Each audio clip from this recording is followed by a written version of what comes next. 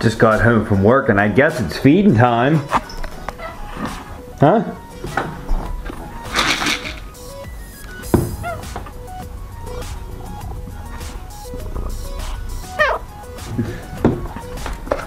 Let's feed you.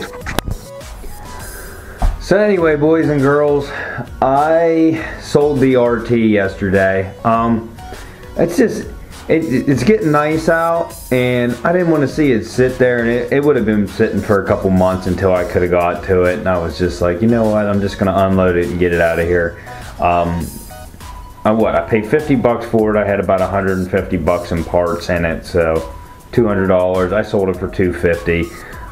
Not a big profit, but whatever. Somebody else can fix it and ride it, and you know, it'll be a good bike for somebody. So I did sell. As soon as I posted it up, it was like nuts. People messaging me from everywhere, but it was a kid that I went to school with that actually bought it off of me.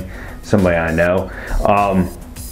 Anyway, I gotta mow my grass, and it's raining a little bit, sprinkling. So we need to go get it done. I don't know why all my friends make fun of my lawnmower. I don't understand why. I just don't get why. I don't know. I mean, is it because it's like a 1960s lawn boy? I'll tell you what, my pap bought this thing brand new. Oh yeah, videos home. My pap bought this thing brand new, and I think it's a 60-some model. Never tore it apart. Original engine, original everything. It's been handed down to me. My pap died in '92. My dad gave this to me. I have a small yard. I don't need a big mower. This works. But it is like, it never let me down. It always fires up. It always runs. It's been sitting all winter. So let's see if she fires up.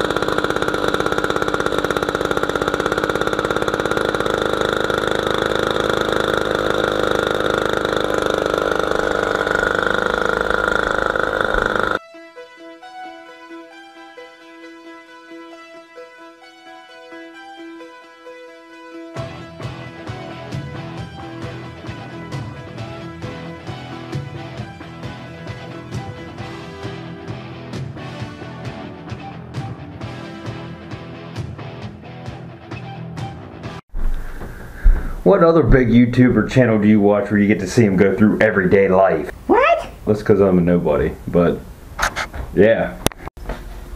I'm sorry, but I want to bitch a little bit. Yes, Satan? I got the timing chain tensioners, the steel ones that I ordered, and not really happy with how they shipped them.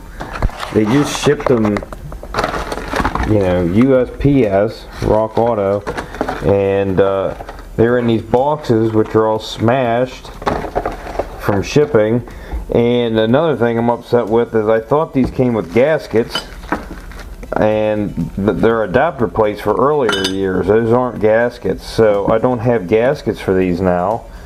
So now I got to go to an auto parts store and see if I can get them somewhere this weekend, which sucks. But they are steel. Let me get them in the light here where you can see them.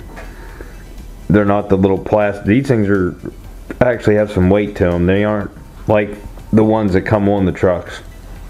They're plastic and they're junk. Which maybe I ought to go check the gaskets on them. They might. Actually, no. It's a totally different gasket. What the hell? Yeah, the other ones have a rubber gasket goes around. So I'm a little leery on these things. Now I'm looking at them. The only gasket I would think would work would be like a, you know, like a formed gasket. But I don't know. There's no instructions with them. I don't know if you just install them on the engine like that without a gasket. I wouldn't want to put silicone on them because there's real small jets in here, and if you got silicone in here, it would, you know, get into those little jets and plug them up. I don't know. I can't find anything online, but we'll, I don't know. I'll get online and look a little bit more, but I'm having problems finding any information on these tensioners. Alright, so I was just reading through some forums, and I did find under this one Ford forum, this guy, he says, to your one question, he says, no, you do not use sealer or a gasket with the cast tensioner, so you are okay. So that was my worry, whether you sealed them up or there was supposed to be a gasket or whatnot. So, you know, you just bolt them on, I guess. And if you're doing this job at home and you did order these cast iron phasers, they come with adapter plates. And these are for the earlier years, like I think it said 96 and older. You need these adapter plates, and for the newer ones you don't need them. So I was just throwing that out there. If you guys are doing this at home, you don't need the adapter plates for 2005 like I'm working on. Rock Auto must know how I feel about this one because they sent me a magnet with a real truck on it. Look at that. Yeah, I like that. More stuff!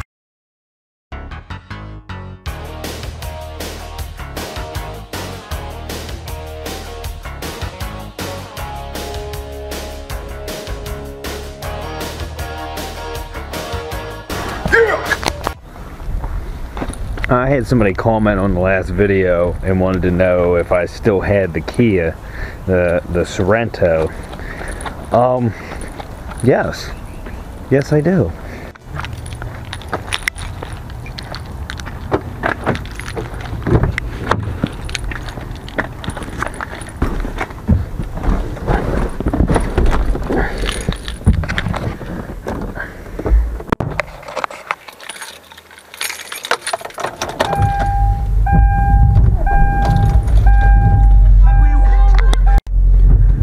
I would tell you this has been nothing but a great vehicle for us. The thing goes great in the snow.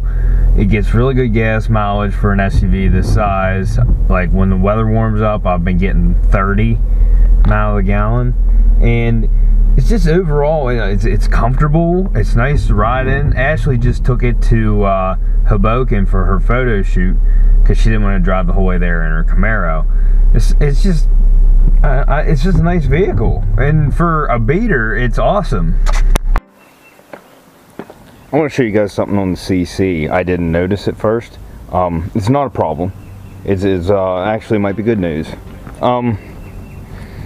So I was set on, definitely needed a core support, you know, bumper, grill, all the cosmetic stuff. Because you can tell the core support's busted right here. It's got a little crack right here, but it's broken right here. So the headlight bolt's in here. There's probably a bolt hole right here for the headlight. I want to show you the other side. The other side, you got a bolt hole here, which I know the other side, the headlight will have one there. There's one down here, and the core support does not attach. It stops right here. Like that's just a nub that the headlight bolts onto, and then that's where it stops. And then you got your washer tank here, but then it bolts in two places up top too.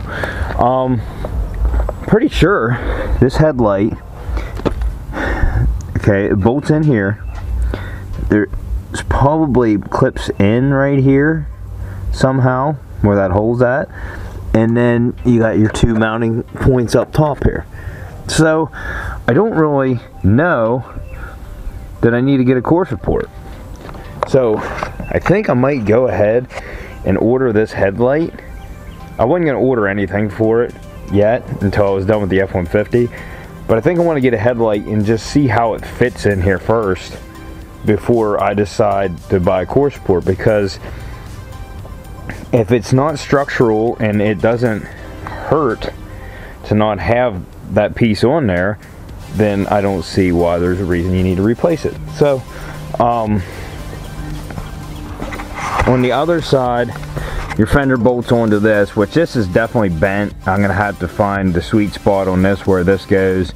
Once I get a new fender, I'll be able to bend it and get it closer to shape.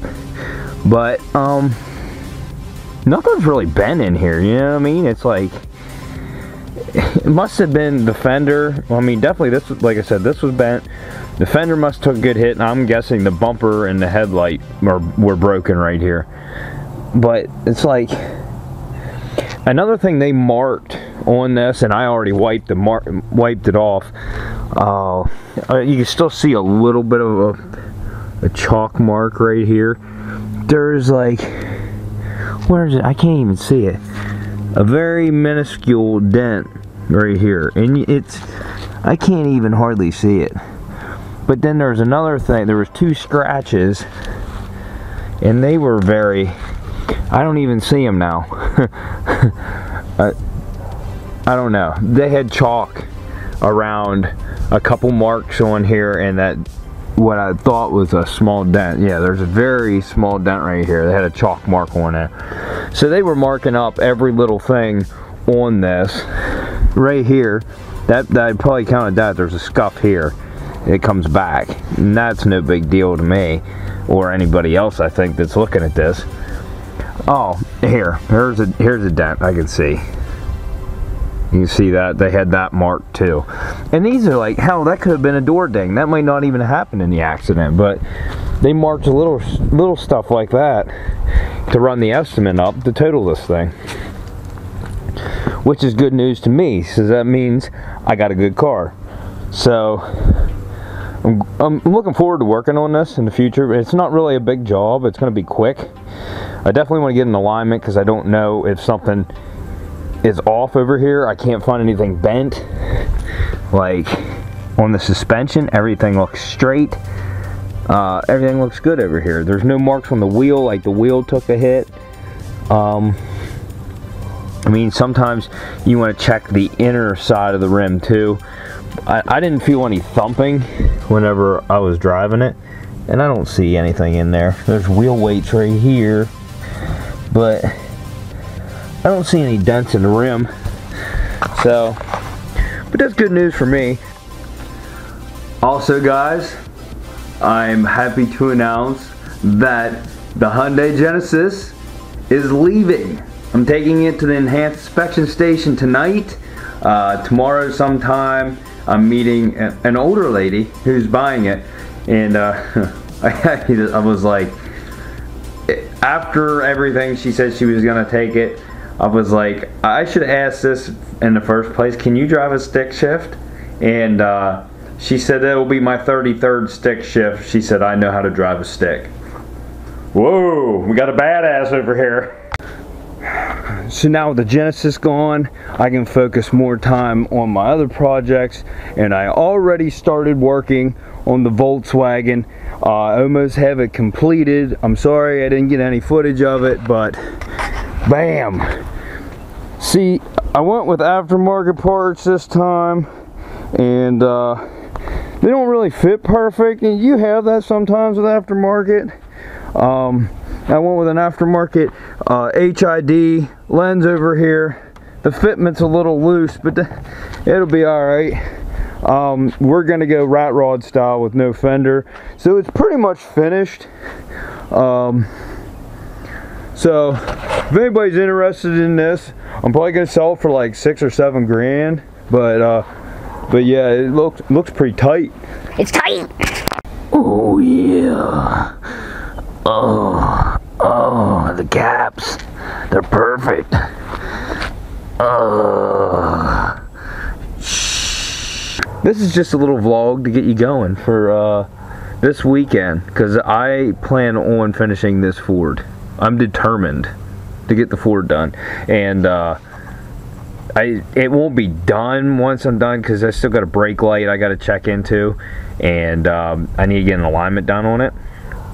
But the brakes work fine, so I don't know what's going on. It could be a wheel sensor or something, ABS sensor. That's gonna be it. So thanks for watching. Go check out some other videos, like, subscribe, and I'll see you on the next one. Peace out.